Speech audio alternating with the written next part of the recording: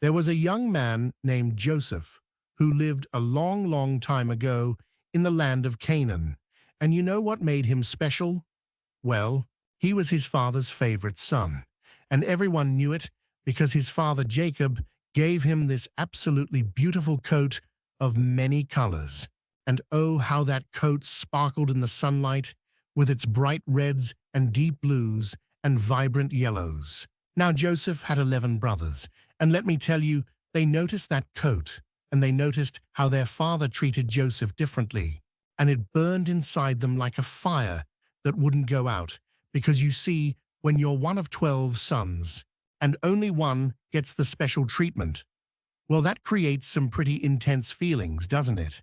Joseph was 17 years old, and he had these dreams. And oh, these weren't just ordinary dreams. These were vivid, powerful dreams that felt so real, he just had to share them. And maybe that wasn't the wisest choice, but Joseph was young and excited, and he didn't quite understand how his words would land on his brothers' already jealous hearts. One morning, Joseph came to his brothers practically bursting with excitement, and he said, "Hey, listen to this dream I had." And his brothers looked at each other with these tired, annoyed expressions, because here we go again, right? But Joseph continued anyway, saying, "We were all out in the field binding sheaves of grain, and suddenly my sheaf rose up and stood upright, and all of your sheaves gathered around it and bowed down to my sheaf." Can you imagine how that sounded to his brothers? Their younger brother, who already got all the attention, now dreaming that they would bow down to him. One of the brothers spoke up with this edge in his voice, saying, "So what, you think you're going to rule over us? You think you're going to have dominion over us?" And with every word, their hatred grew deeper and darker, like storm clouds gathering on the horizon. But Joseph, he had another dream, and again, he just had to share it. And this time, he told not only his brothers, but his father too, saying, "Listen, I had another dream, and this time the sun and the moon and 11 stars were bowing down to me." And even his father Jacob was taken aback by this one, and he rebuked Joseph, saying, "What kind of dream is this? Do you really think that I and your mother and your brothers are going to come and bow down to the ground before you?" Now his brothers were seething with jealousy, but Jacob, his father, kept thinking about these dreams, turning them over in his mind, wondering what they could possibly mean, because there was something about them, something that felt significant, even if he didn't fully understand it yet. One day, Jacob sent Joseph out to check on his brothers, who were grazing the flocks near Shechem, and Joseph put on his beautiful, colorful coat and set out on the journey, and when his brothers saw him coming from a distance, oh, that coat stood out like a beacon, and immediately their resentment flared up, hot and angry. One brother said to another, "Here comes that dreamer," and another one said, "Yeah, the one who thinks he's so special," and they began to plot right there in the field, their hearts so hardened by jealousy that they actually started talking about killing their own brother. Can you imagine that? The darkness that had grown in their hearts had become so thick, so consuming that murder seemed like a reasonable option to them. They said to each other, "Come on, let's kill him and throw him into one of these cisterns, and we'll say that a ferocious animal devoured him, and then we'll see what comes of his dreams." And there was this cruel satisfaction in their voices, this cold determination that sent chills through the hot desert air. But Reuben, who was the oldest brother, heard this, and something in him resisted, something in him couldn't go that far. And he said, "Wait, no, let's not take his life." And he was trying to rescue Joseph, trying to buy time so he could come back later and save him and take him home to their father. So he suggested they throw Joseph into this empty cistern instead, without laying a hand on him. When Joseph finally reached his brothers, all happy and unsuspecting, he probably called out to them with a smile, probably was excited to see them and give them news from home. But they grabbed him roughly, their hands hard and angry, and they stripped off that beautiful coat that they hated so much. And the sound of the fabric tearing must have echoed Joseph's confusion and fear. They seized him and they threw him into this deep, empty cistern, and Joseph must have hit the bottom hard. The wind knocked out of him, and as he looked up at the circle of light above him, he saw his brothers' faces looking down at him, dark silhouettes against the bright sky, and the horror of what was happening must have washed over him in waves. His brothers then sat down to eat their meal and think about that for a moment. They threw their brother into a pit and then calmly sat down to have lunch, and Joseph, down in that cistern, could probably hear their voices drifting down to him, talking and laughing while he sat there in the darkness, terrified and confused, wondering how his own brothers could do this to him. His heart must have been pounding so hard, his mind racing, trying to make sense of it all just that morning. He had been home with his father, and now he was trapped in a pit, put there by his own flesh and blood, and the betrayal must have cut deeper than any physical wound possibly could. Then Judah, one of the brothers, looked up and saw a caravan of Ishmaelite traders coming their way, their camels loaded with spices and balm and myrrh, heading down to Egypt, and an idea formed in his mind. And he said to his brothers, "What will we gain if we kill our brother and cover up his blood?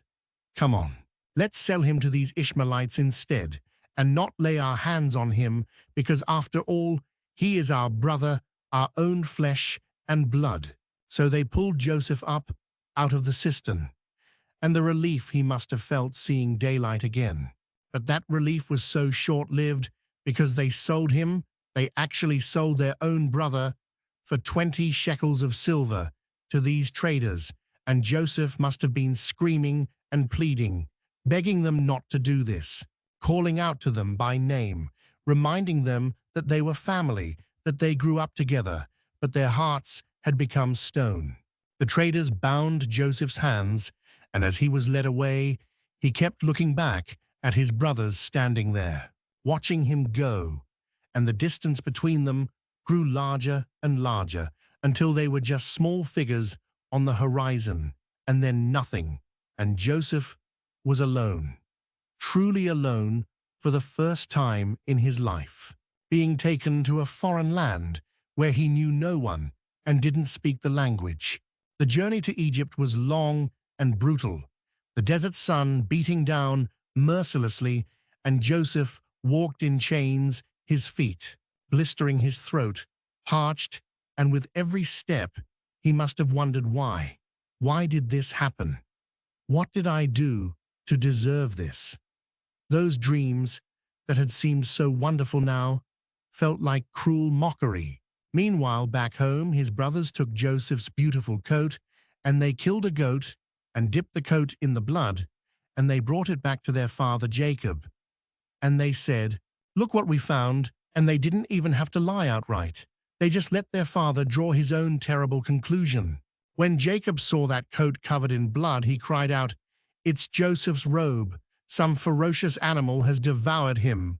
Joseph has surely been torn to pieces." And Jacob tore his clothes in grief and put on sackcloth, and he mourned for his son day after day, week after week, and his other sons and daughters tried to comfort him, but he refused to be comforted, saying, "No, I will continue to mourn until I join my son in the grave."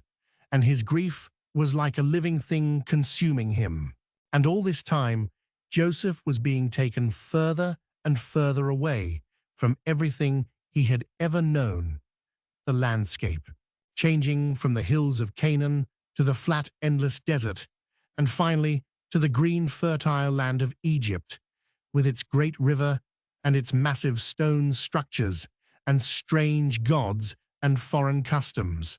When they arrived in Egypt, Joseph was taken to the slave market, and he stood there, probably feeling more alone than he ever had in his entire life, surrounded by people speaking a language he didn't understand, in a culture completely foreign to him. and he was sold to a man named Potiphar, who was the captain of Pharaoh's guard, an official of Egypt, a man of power and influence.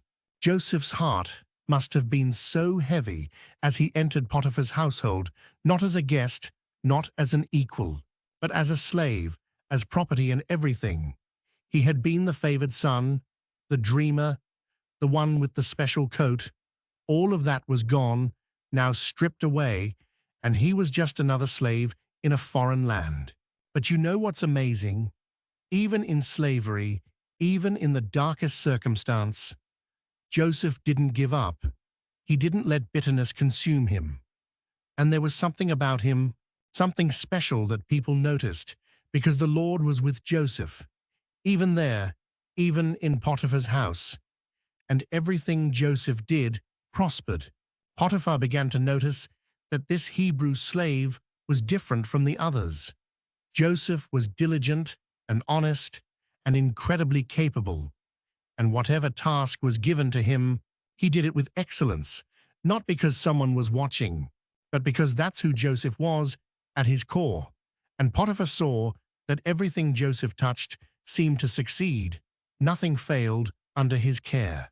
So Potiphar promoted Joseph and gave him more and more responsibility until eventually Joseph was put in charge of the entire household. Everything Potiphar owned was under Joseph's care, and Potiphar trusted him so completely that he didn't concern himself with anything except the food he ate. That's how much confidence he had in Joseph. Joseph was growing into a fine young man. He was well-built and handsome, and he carried himself with dignity despite his circumstances. And he managed Potiphar's affairs so well that the household flourished and Potiphar's wealth increased, and everyone could see that something special was happening here. But then something happened that would test Joseph in a whole new way. You see, Potiphar's wife, she noticed Joseph too, but in a very different way, and she began to look at him with desire. And she started making advances toward him, saying, "Come to bed with me." And can you imagine how shocking this must have been for Joseph? Here was his master's wife, the lady of the house, propositioning him. But Joseph refused her, and his words show you so much about his character, because he said, "Look, my master has withheld nothing from me except you, because you're his wife. How then could I do such a wicked thing and sin against God?" And notice, he didn't just think about getting caught or about Potiphar's anger. He thought about it as a sin against God. Even in Egypt, even far from home, his faith remained strong. But Potiphar's wife, she didn't give up. She kept after him day after day. And Joseph kept refusing and kept avoiding her. And the tension in that household must have been incredible, with Joseph trying to do his duties while constantly having to fend off her advances and her growing more and more frustrated with each rejection. One day, when none of the other servants were around, she caught Joseph by his cloak and demanded, "Come to bed with me." But Joseph pulled away with such force that he left his cloak in her hand, and he ran out of the house. And when she saw that cloak in her hand and realized he had rejected her again, her frustration turned to rage, and rage turned to vengeance. She screamed and called the servants, and when they came running, she held up Joseph's cloak and said, "Look, this Hebrew slave that your master brought us came to me to make sport of me, but I screamed and he ran outside, leaving his cloak beside me, and she kept that cloak right there until Potiphar came home. When Potiphar arrived, she told him the same story, adding tears and outrage, saying that Hebrew slave you brought us came to me to make sport of me, but as soon as I screamed, he left his cloak beside me and ran out of the house. And Potiphar, when he heard his wife's story, his anger burned hot, and he didn't question, it didn't investigate, he just believed her. So Joseph was seized and thrown into prison, the prison where the king's prisoners were kept. And just like that, Everything Joseph had built was gone again, betrayed, again, falsely, accused again, and as those prison doors clanged shut behind him, the darkness must have felt overwhelming. Here he was, in an Egyptian prison, accused of a crime he didn't commit. And you have to wonder what went through Joseph's mind. Did he think about his brothers and how they had betrayed him, too? Did he question why God would allow this to happen? Did those old dreams seem like nothing more than childhood fantasies now? But even in prison, even in chains, the Lord was with Joseph and showed him kindness and granted him favor in the eyes of the prison warden. And the warden saw the same thing. Potiphar had seen that there was something different about this prisoner, something trustworthy, something capable. The warden put Joseph in charge of all the other prisoners and everything that was done in the prison. Joseph was responsible for, and the warden paid no attention to anything under Joseph's care, because the Lord was with Joseph and gave him success in whatever he did. Time passed slowly in that prison days, blending into weeks, blending into months, and Joseph settled into this new reality, this new low point in his life. But he didn't become bitter. He didn't become hard. Instead, he continued to serve faithfully, continued to do what was right, continued to trust, even when trusting seemed foolish. Then one day, two new prisoners arrived, the cupbearer and the baker, both officials from Pharaoh's household, who had somehow offended the king, and they were placed under Joseph's care, and Joseph noticed them. He paid attention to them, and when he saw that they were troubled one morning, he asked them, "Why do you look so sad today?" They answered, "We both had dreams, but there's no one to interpret them." And Joseph said to them, "Don't interpretations belong to God? Tell me your dreams." And so the cupbearer went first, describing his dream about a vine with 3 branches that budded and blossomed and produced grapes, and how he squeezed the grapes into Pharaoh's cup. Joseph listened carefully and said, "The 3 branches are 3 days. Within 3 days, Pharaoh will lift up your head and restore you to your position, and you'll put Pharaoh's cup in his hand, just as you used to do when you were his cupbearer." But then Joseph added something personal, something that showed his heart. He said, "But when all goes well with you, remember me and show me kindness. Mention me to Pharaoh and get me out of this prison, because I was forcibly carried off from the land of the Hebrews. And even here, I've done nothing to deserve being put in a dungeon."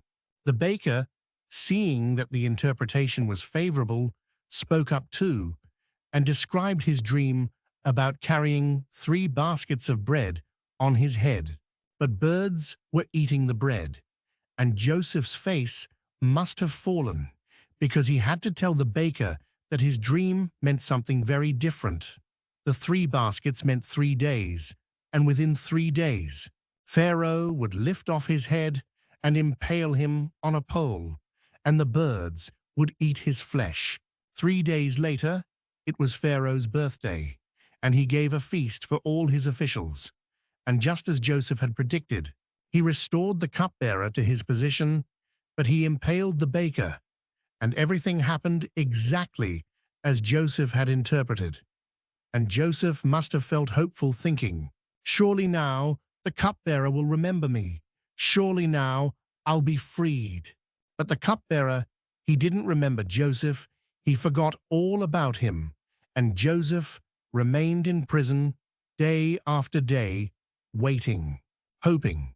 And 2 full years passed, 2 years of wondering if he would ever get out, 2 years of fighting against hopelessness, 2 years of holding on to faith when everything seemed to say that faith was pointless.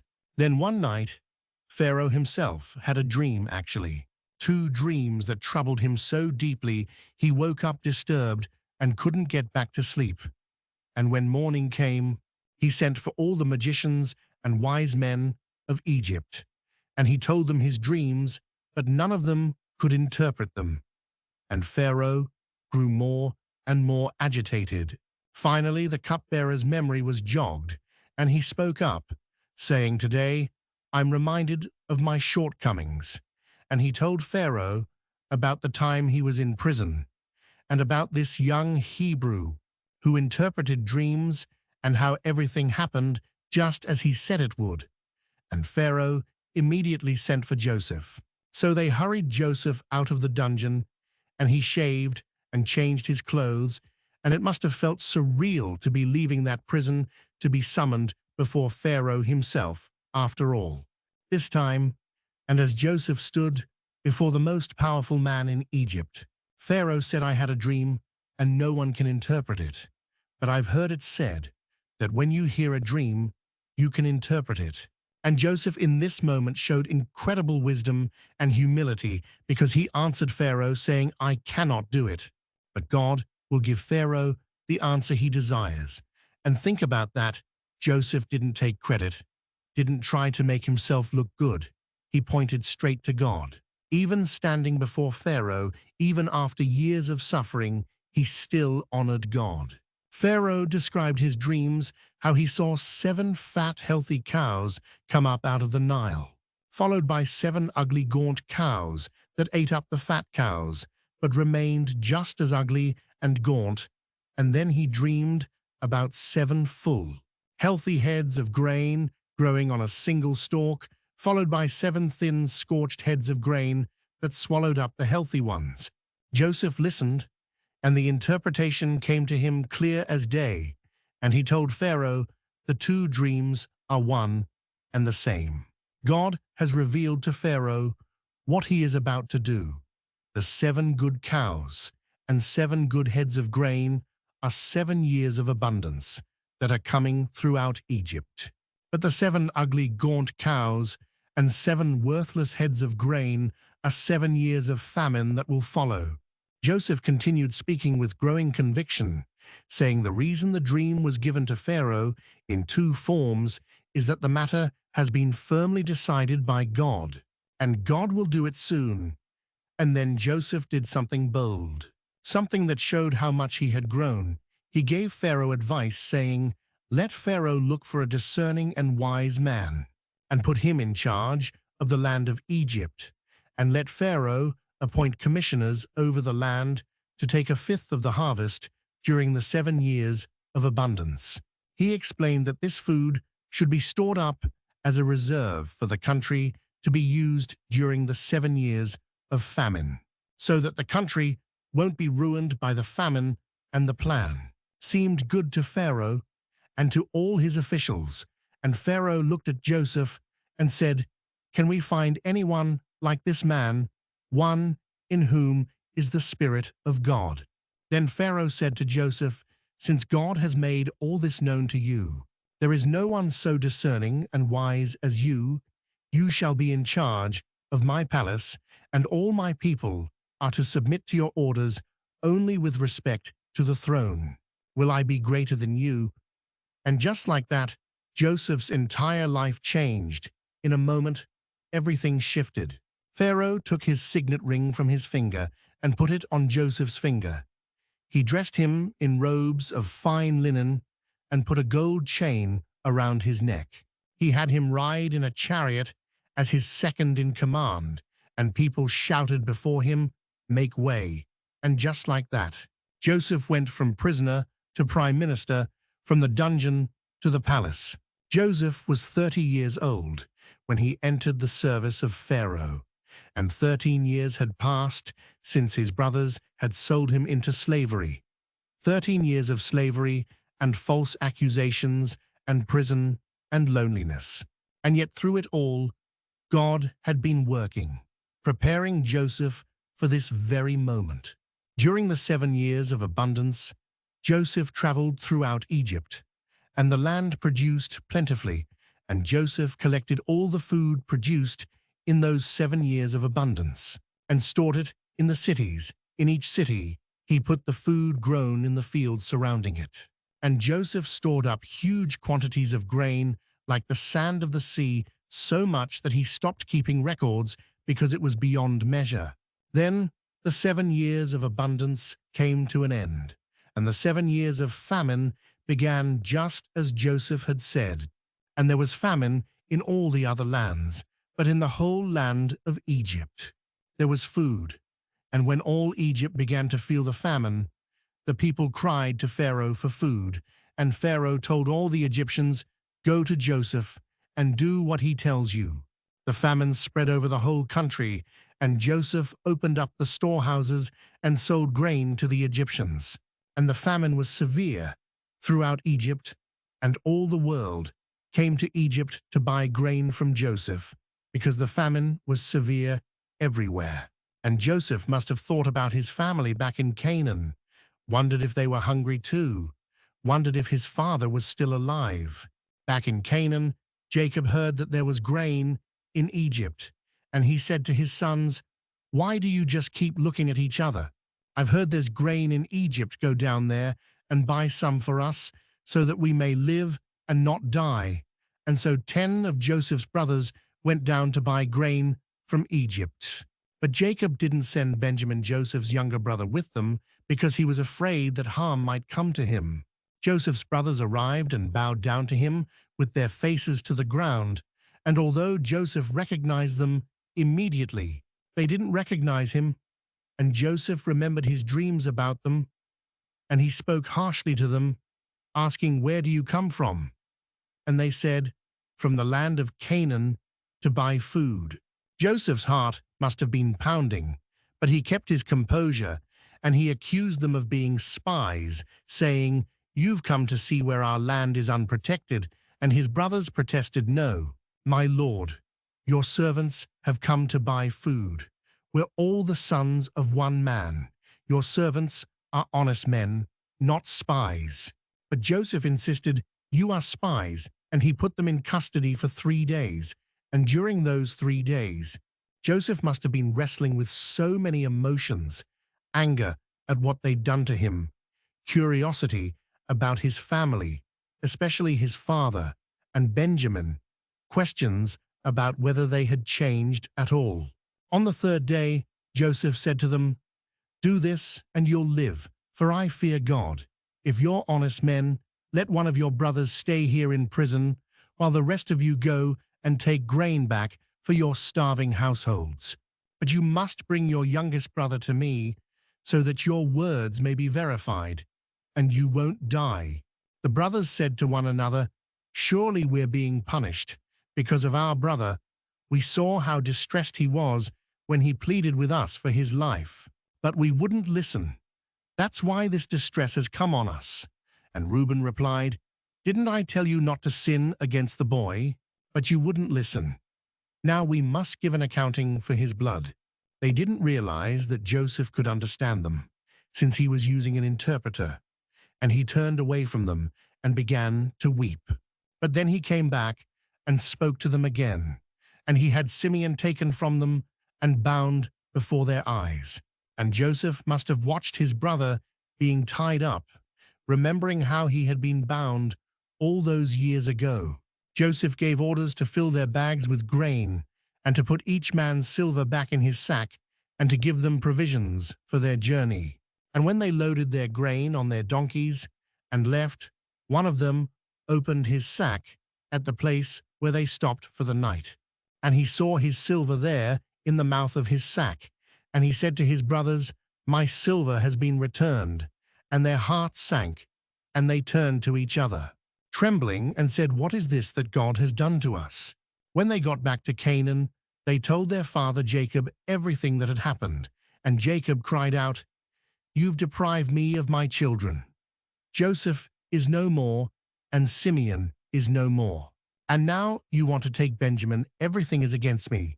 But the famine continued, and eventually they ran out of food again. Jacob finally agreed to let Benjamin go with them. And when Joseph saw Benjamin with them, his heart must have leapt. And he was so deeply moved at the sight of his brother that he hurried out and looked for a place to weep. And he went into his private room and wept there. And after he had washed his face, he came out, and controlling himself, he said, "Serve the food." Then Joseph could contain himself no longer, and he cried out, "Have everyone leave my presence." And he wept so loudly that the Egyptians heard him, and Pharaoh's household heard about it. And Joseph said to his brothers, "I am Joseph. Is my father still living?" But his brothers were terrified at his presence and couldn't answer. Joseph said, "Come close to me." And when they had done so, he said, "I am your brother Joseph, the one you sold into Egypt. And now don't be distressed, and don't be angry with yourselves for selling me here, because it was to save lives that God sent me ahead of you." And his brothers stood there, stunned, unable to process what was happening. Joseph continued explaining that the famine would continue for 5 more years, and that God had sent him ahead to preserve for them a remnant on earth, and to save their lives by a great deliverance. And, he said, "So then it wasn't you who sent me here, but God." And he wept, and his brothers wept, and they embraced, and all those years of pain and separation began to heal. Joseph told them to go back and bring their father and all their families to Egypt, where he would provide for them. And Jacob, when he heard the news that Joseph was still alive and that he was ruler of all Egypt, was stunned and didn't believe it. But when he saw the carts Joseph had sent, his spirit revived, and he said, "I'm convinced my son Joseph is still alive, and I'll go and see him before I die." And so the family was reunited, and Jacob saw Joseph again after all those years, and they held each other and wept. And God's plan that had seemed so dark and confusing for so long became clear, because through all the betrayal and suffering and injustice, God had been working to save not just Joseph's family, but entire nations from starvation. Joseph's dreams from so long ago had come true, but in a way he never could have imagined. And he could see now that every step of his journey, the favoritism that sparked jealousy, the pit his brothers threw him in, the slavery in Potiphar's house, the false accusation and prison, the forgotten years, waiting for freedom, all of it had been part of a bigger story, a story of redemption and provision and hope.